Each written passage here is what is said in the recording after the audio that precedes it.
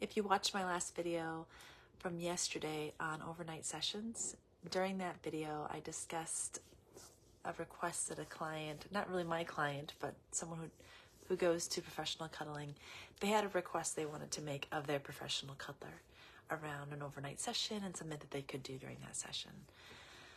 So I got an update, y'all. A beautiful story text message last night that touched my heart so profoundly. And we don't have enough stories around this kind of stuff, so I'm sharing it. This is their story.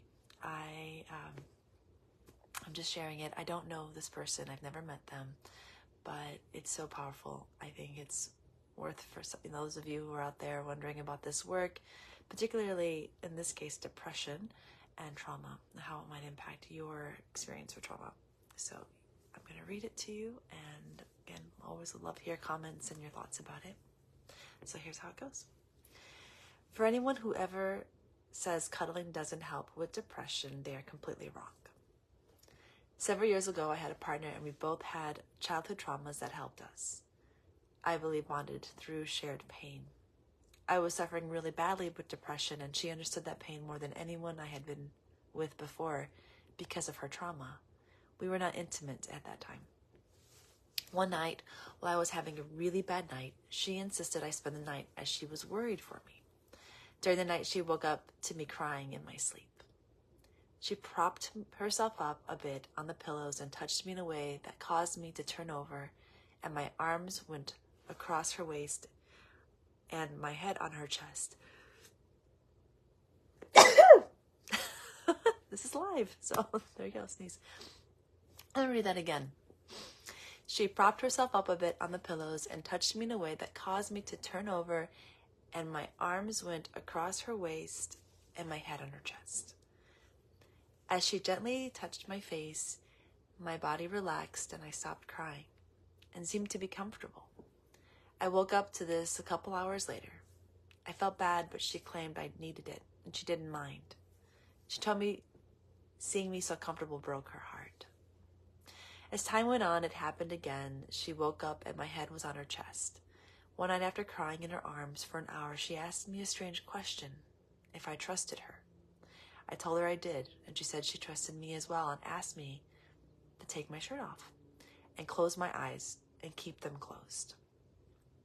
After a second, she said, okay, I'm going to guide your head and I want you to keep your head in place and do not open your eyes. I agreed and turned out. She took off her shirt and put my head directly on her chest. I learned last month they call it kangaroo. I noticed instantly my depression was melting away and my anxiety went away as well. We started doing 30 to 60-minute sessions each week like this, and I saw my mental health improved so much during those times. I stopped thinking of suicide and started enjoying life, which was something I stopped doing when I was 9. Sadly, we broke up years ago, but I noticed my mind has gone back to deep, dark places again and wanted to try cuddling again. I know kangaroo is completely off limits, but the act of cuddling, I believe, will be a huge help to me these days, as it has been years since I was able to cuddle with a partner.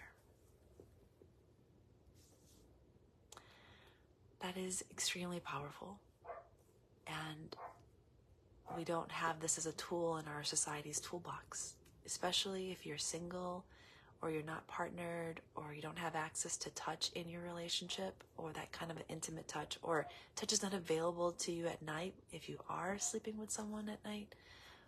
Sometimes our deepest, darkest fears and our monsters, our ghosts show up in the middle of the night, and that's not an accident.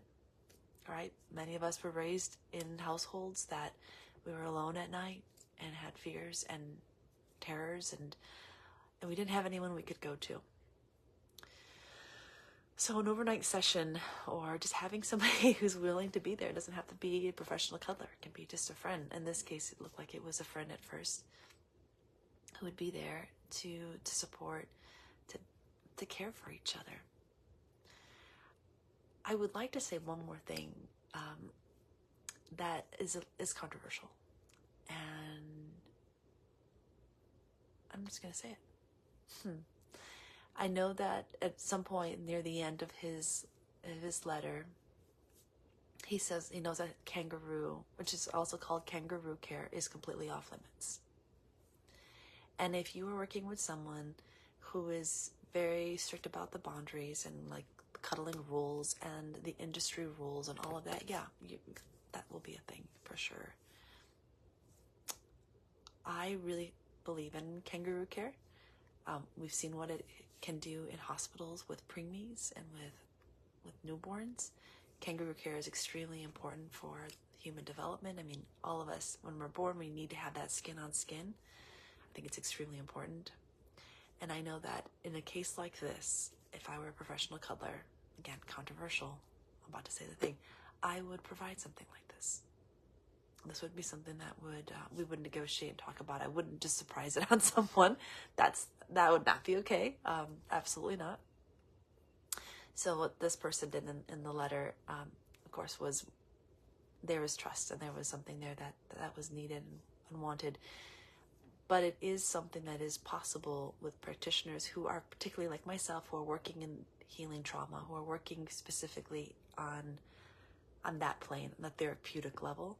Skin on skin is relevant not only to babies and infants, but also to adults. And I'm not going to say any more about that, but it is a valid service and a valid therapy. Again, I'm so blessed and so honored to have received this and to be able to share it with you with his permission, with their permission.